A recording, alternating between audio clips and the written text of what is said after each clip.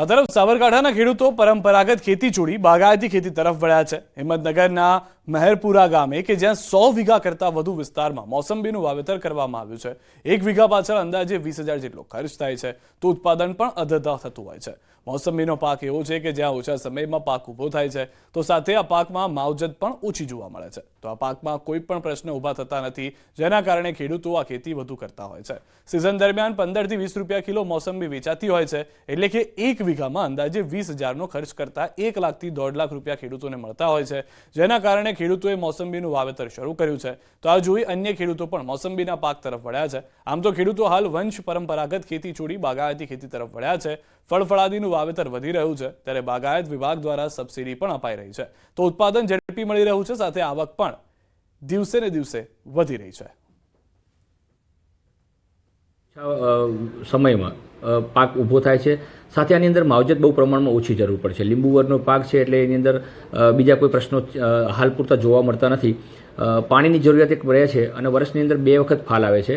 2 વાર ફાલ આવવાના કારણે શું થાય છે કે ભાવ પણ ખેડૂત મિત્રોને સારા મળી રહે છે। અને બીજું કારણ છે કે ભાગતોડ કરવું પડતું નથી। એ અમારું અહીં આમાં થોડુંક બેનિફિટ છે। પ્લસ એમાં જે નોર્મલ ખેતીમાં આપણે એવું હતું કે ભાઈ એમાં થોડુંક ઉત્પાદન ઓછું મળતું, તો આમાં થોડુંક ખર્ચો થાય છે પણ સામે ઉત્પાદન પણ એટલું વધારે મળે છે। મારે આખું ગામ ટોટલી છેલ્લા 15-20 વર્ષથી બાગાયત તરફ જ ખેતી ચાલે છે। મોસંબી છે, જામફળ છે, દાડમ છે, ડ્રેગન ફ્રૂટ છે।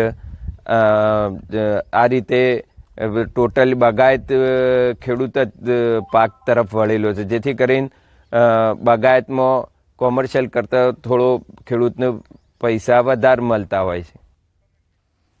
તો અન્ય ખેડૂતો પણ મોસંબીના પાક તરફ વળ્યા છે, જેના કારણે આવકમાં પણ વધારો થઈ રહ્યો છે। 1 વીઘા પાછળ થાય છે 20,000નો ખર્ચ, જેની સામે આવક વધુ મળતી હોવાથી ખેડૂતોને ખુશી જોવા મળી રહી છે। સાથે જ અનેક પાકમાં નિષ્ફળતા ગયા બાદ આ પાક વધુ પૈસા આપતો હોવાની પણ ખેડૂતોની રાવ છે। નરેન્દ્ર મોદી સ્ટેડિયમમાં કાલે સહકાર સંમેલન પ્રધાનમંત્રીની હાજરીમાં યોજાશે। સહકાર સંમેલન સહકારિતા મંત્રી અમિત શાહ પણ રહેશે હાજર। 1.25 લાખથી વધુ ખેડૂતો રહેશે હાજર। 5 નવા પ્રોજેક્ટનું પીએમના હસ્તે ઉદ્ઘાટન। અમૂલ ફેડરેશનની 1973ની સ્થાપના, 1946માં અમૂલ ડેરીની સ્થાપના। આ વર્ષે ટર્નઓવર 61,000 કરોડને આંબી જશે। 1.25 લાખ ખેડૂતો હાજર રહેશે। આગામી 10 વર્ષમાં વિશ્વનું 30%થી વધુ ઉત્પાદન ભારતમાં થશે। 1200 કરોડના 5 પ્રોજેક્ટમાં રોકાણ। 1946માં 250 લીટર દૂધ સાથે અમૂલની સ્થાપના થઈ હતી। સરદાર પટેલની દીર્ઘદ્રષ્ટિથી સ્થાપના થઈ। અમૂલ ફેડરેશનની સ્થાપનાના 50 વર્ષની ઉજવણી। અમૂલના સંઘો થકી રોજ 300 લાખ દૂધ આવે છે।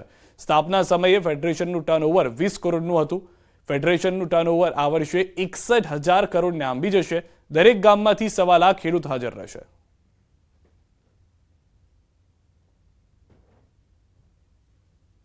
આજે આપણું ટર્નઓવર અમૂલ બ્રાન્ડનું 80,000 કરોડ રૂપિયાને આંબી ગયું છે।